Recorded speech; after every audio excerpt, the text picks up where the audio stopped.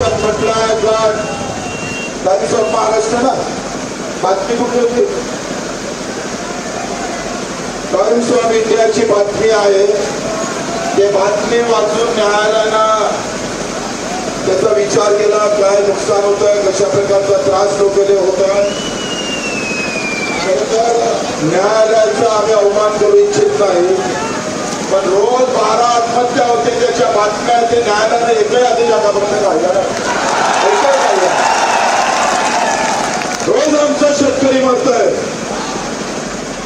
म्हणजे न्यायालयाकडून आम्हाला या अपेक्षा होत्या का इथं मरणाऱ्या शेतकऱ्याच्या एकंदरीत बातम्यावरून एकही न्यायालयाने एकही आदेश काढावा नाही. आणि त्या आत्महत्या होऊ नये म्हणून आम्ही बसलो तर एका दिवसात आदेश न्यायालय काढतं कसं, याचाही खऱ्या अर्थानं आता चिंतन मंथन केलं पाहिजे.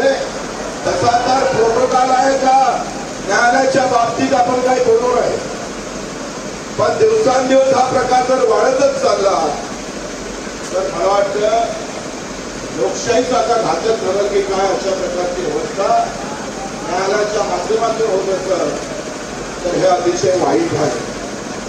एका बातमीवरून न्यायालय आदेश करतं, निर्णय घेतं. आम्ही ते सगळं मानायला तयार आहे.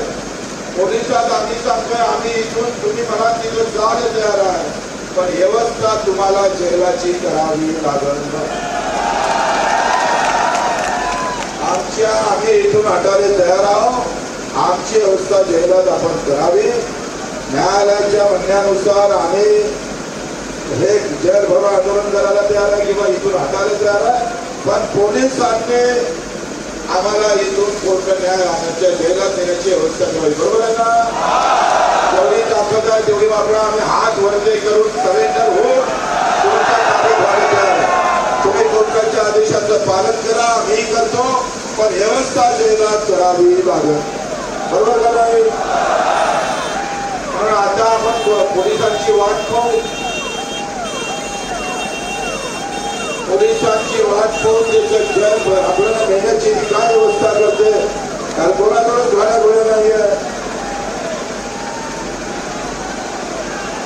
आम्ही इथं थांबाची आमची मानसिकता नाही. न्यायालयाचा अपमान आम्ही करू इच्छित नाही, परंतु आता इथल्या सगळ्या व्यवस्था इथून आम्हाला कुठं न्यायचं आहे ते पोलिसांची जबाबदारी आहे.